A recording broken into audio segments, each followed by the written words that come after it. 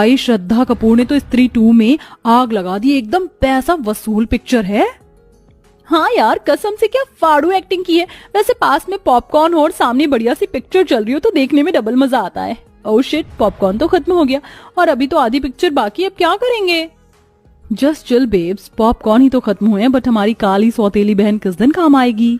तभी पुराना सा सलवार कमीज पहने सिंपल सी चोटी में कमरे में किंजल आकर पूछती है, मोना रीटा तुम दोनों बता दो डिनर में क्या खाओगे।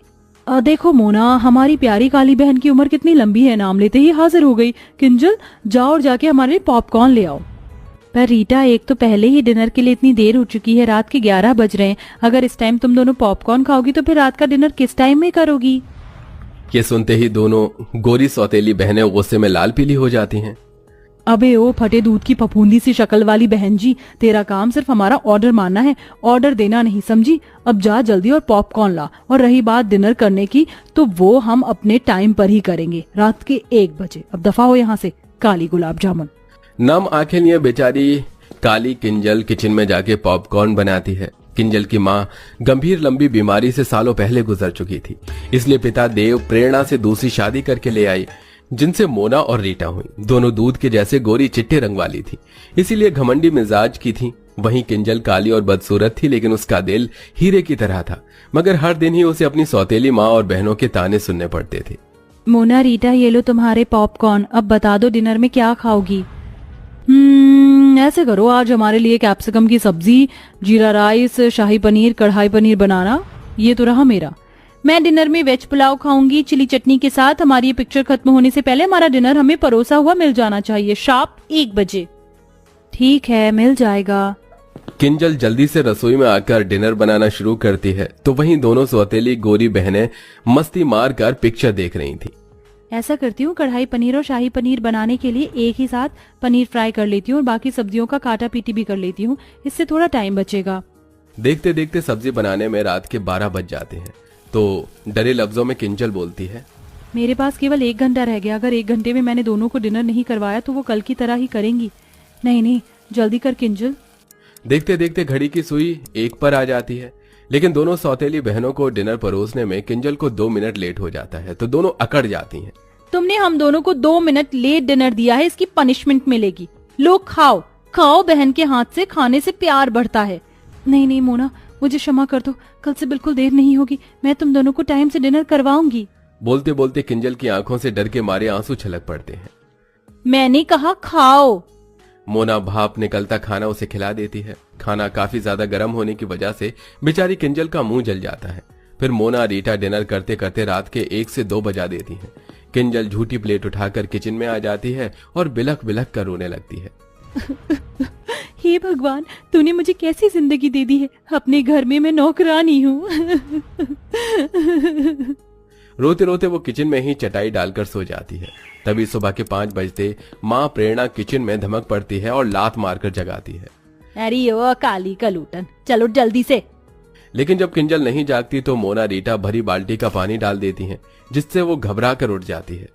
हे भगवान जी, ये मुझ पर पानी किसने डाला? ये शुभ काम हमने किया है। मोना रीटा, ये क्या बदसलूकी है किसी सोते हुए इंसान के साथ इस तरह से पेश आना, जबकि तुम दोनों ने देखा था कि रात को मैंने तुम दोनों को 1 बजे डिनर करवाया था, उसके बाद सोते सोते मुझे 2-3 बज गए थे। ये सुनते ही प्रेरणा अपनी गोरी सुंदर बेटियों की साइड लेते हुए बोलती है, अरे ओ कोयला खादान, मैं देख रही हूँ कि तेरी ये कैची जैसी काली जुबान कुछ ज्यादा ही चलने लगी है। उठ और नाश्ता बना, समझ गई? जी माँ। आधी अधूरी नींद में ही बेचारी किंजल उन्हें नाश्ता करवाती है और फिर पूरे घर में झाड़ू पोछा लगाती है। तभी पिता देव घर लौट आता है, तो दोनों सौतेली बहनों की शक्लें बन जाती हैं। आगे पिताजी, अब शुरू हो जाएगा दोनों बाप बेटी का मेलो ड्रामा। किंजल बेटी, तू क्यों पोछा लगा रही है? काम वाली नहीं आई है क्या? वो पापा। तभी बात काटती हुई प्रेरणा बीच में बोलती है, मोना रीटा, तुम दोनों कहीं जा रही हो क्या? हाँ, आज हम दोनों पार्टी करने जा रही हैं।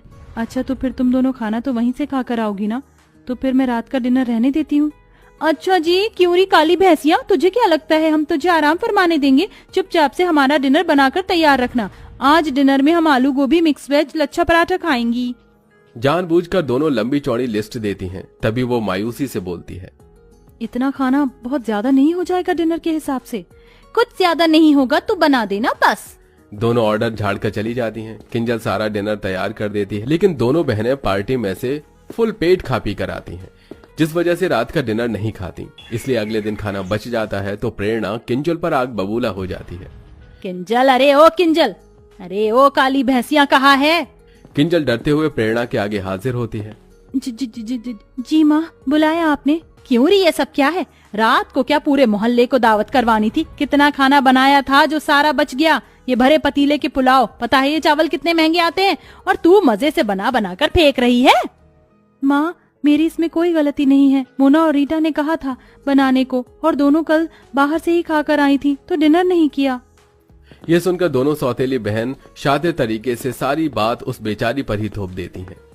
ओह, कितनी झूठी और मक्कार है ये। माँ कसम से हमने तो बोला भी नहीं था डिनर बनाने को, अपने मन से बनाया।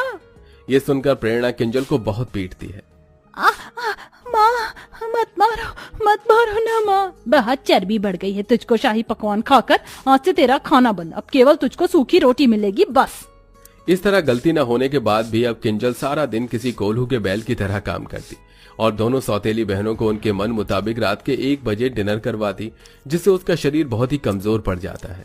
अरे ओ बहन जी, ये कैसी काली दाल बनाई है तूने, अपनी सूरत के जैसी। अब कौन खाएगा इसको? सब्जी भी एकदम बीमारों वाली बनाई है। रुक जा तू। गुस्से में मोना उसके बाल पकड़ लेती है, जिससे वो चक्कर खाकर बेहोश हो जाती है। उसी टाइम आधी रात को पिता देव घर लौट आता है और बेटी की बिगड़ी हालत देखकर आपा खो देता है। किंजल बिटिया उठना, आखिर तुम दोनों ने क्या किया है इसके साथ? देव डॉक्टर को बुलाता है, जहां एक तरफ डॉक्टर उसकी जांच पड़ताल करते हैं तो वहीं दोनों सौतेली बहनों की आंत सूखी जा रही थी। देखिए, इनके शरीर में बहुत सारे पोषक तत्वों की कमी है। इन्होंने काफी दिन से सही ढंग से खाया पिया नहीं है और इन्हें नींद की भी शिकायत है। इनको भरपूर नींद और अच्छे खान पान की जरूरत है। तभी किंजल को होश आ जाता है। दोनों बहनों को पसीने छूटने लगते हैं। अब तो ये पिताजी के आगे सब बोल देगी, हमारी वाट लगा देगी कि हम इससे रात के 1 बजे डिनर बनवाते हैं। लेकिन किंजल कुछ भी नहीं बोलती, जिससे दोनों घमंडी बहनों का स्वभाव बदल जाता है और वो रोते हुए कहती हैं, आई एम सॉरी किंजल, हम दोनों को माफ कर दो। हमने तुम्हें आधी आधी रात को डिनर बनवाने के लिए मजबूर किया। किंजल दोनों को माफ कर देती है और अंत में दोनों बहनें उसका अच्छे से ख्याल रखती हैं। साथ ही उनकी बुरी लत जो रात के 1 बजे डिनर करने की थी वो भी खत्म हो जाती है। तो देखा दर्शकों आपने, अच्छे स्वभाव से हम किसी का भी दिल जीत सकते हैं, जैसा कि हमारी स्टोरी की काली बहन ने अपने अच्छे स्वभाव से अपनी दोनों खूबसूरत घमंडी बहनों का दिल जीत लिया। तो दोस्तों, आपके हिसाब से रात का डिनर करने का सही टाइम क्या होना चाहिए? कमेंट बॉक्स में जरूर बताइए।